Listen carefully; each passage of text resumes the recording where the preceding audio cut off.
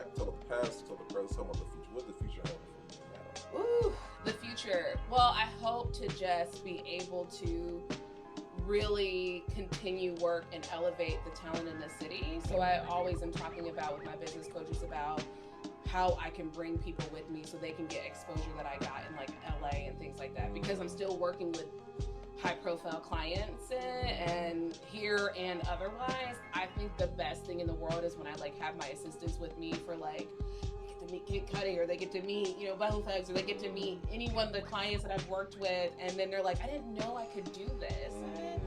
So like the future is like scaling the business, scaling my work in ways that I can put Clevelanders on. Come on now. And we can be an example of primetime talent in this country.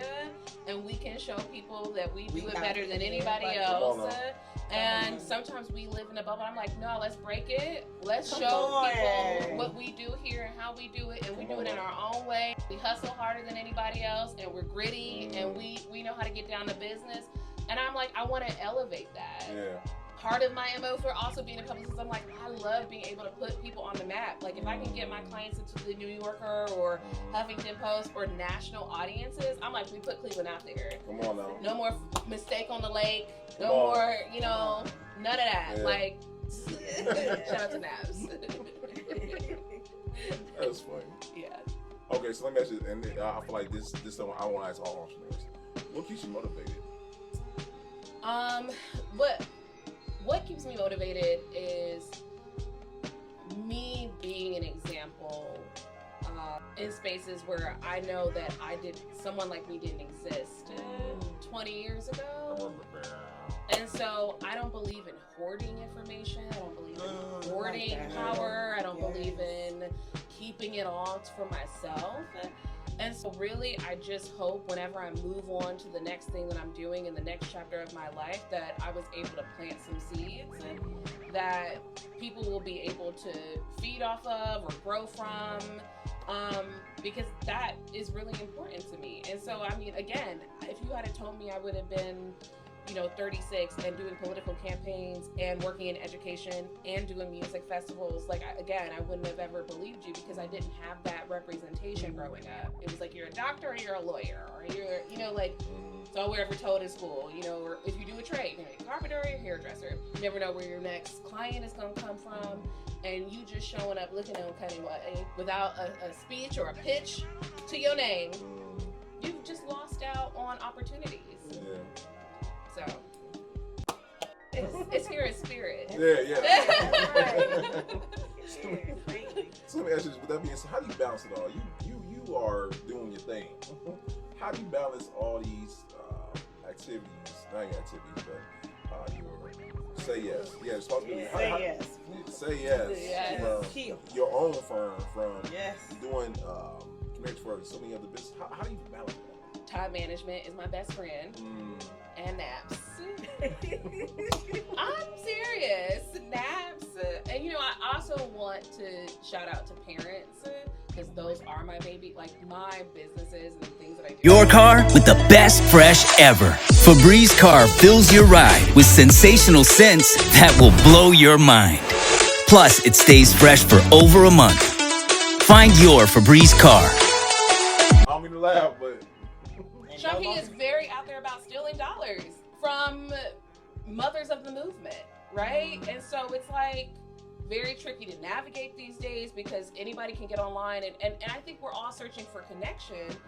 So it's hard to navigate as a publicist, as a person who's really showing up to this space authentically. And I think my job in understanding both community and being a publicist is let me pay attention and see what this person is really about before I just work with them or want to do business with them.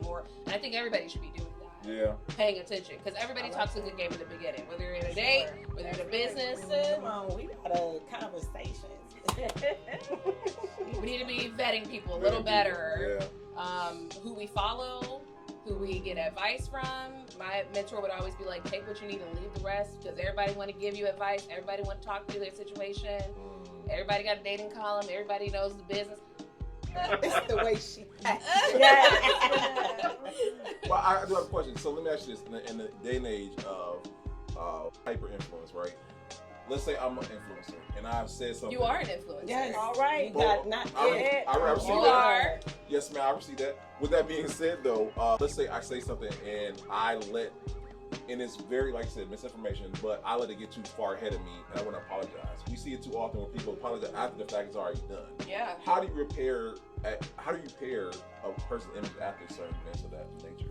Well, having done crisis comms, the first thing I always say to clients is I'm like, you got to own up to it immediately. Immediately. When you let time goes by, you know, when there's too much time. Well, and when there's too much time that has passed, it leaves people For assumption. Yeah, it leaves room for assumption. So it's just good to own up to it immediately. The audio will pick it up for those Yeah. viewers. They'll struggle. It's all right. Yes. But okay, so I want to go back a little bit. So Okay. LA, we all know from TV, with, you know, this fantastic, phenomenal place and whatnot. Let's talk about your time there and how transition from Cleveland to LA, was that like a culture shock to you? Yes. I know. Going from Ohio to Southern California, Mm-hmm. the cadence is different. How people move is different. I think Californians, like the commercial, really believe in work-life balance before we were talking about work-life balance. Yeah. So it was a lot of doing the work, and then in the middle of the day, people be like, do you want to go to the ocean really quickly? Do you want to go to the beach? Do you want to go to Santa Monica? Don't we have work? Let's just go to the beach really quickly, right? And so it was a culture shock because here people are very, very into their work. They're very serious about their work. Right. And they're, I know. We be focused. I know. And true. your online presence is a representation of who you come from and who you with. Family, spouses, children. Would you want your children to see this? Yeah. Like, what would your mama think? You know, Yeah. it's all a part of that. Oh, you dropping I'm me down. just, A publicist. No. I had people also say, like, in my experience, like they see like you don't show enough. Oh, well, Like they see more of the professional, like Yeah. who is Angelique now? Like Yeah. I want to see her. Like Yeah. I've noticed when people like, I love your inspiration, I love this, but like sometimes they feel like it's well versed, and Yes. it is, you know, it is well versed, it is intentional. yeah. So how would you tell the kind of like they want to see you? Well, I would also, I would respond to that by, why do you feel like you owe that to other people? Oh. That's I mean, I ain't saying, but Why do people feel like they are deserving of something that you're not willing to give to them willingly? Yes. Right? Yeah. And that That's a goes whole into different some spectrum right boundaries. there. Wow. Boundaries, we all need boundaries. I don't even post where I'm at until probably Ever. 5 hours later or Yes. the next day Mhm. or at all. Sometimes I'm having experiences and I never post Next about day. it, but I don't owe that to anybody. I love Right. that. Yes, I do. Because I think more, especially women, we need to see more examples Yes. of women who are bosses, but also like, I'm so glad you're not Steffi. Like, girl, Yes. you know, because when I was coming up with a lot of Steffi people, I was like, okay, we have to be like this, and we have to do this thing, and all of the things that get impressed upon young women about how they need to grow up and how they need to look and how they need to be. And I'm like, you can be and do anything you want to do.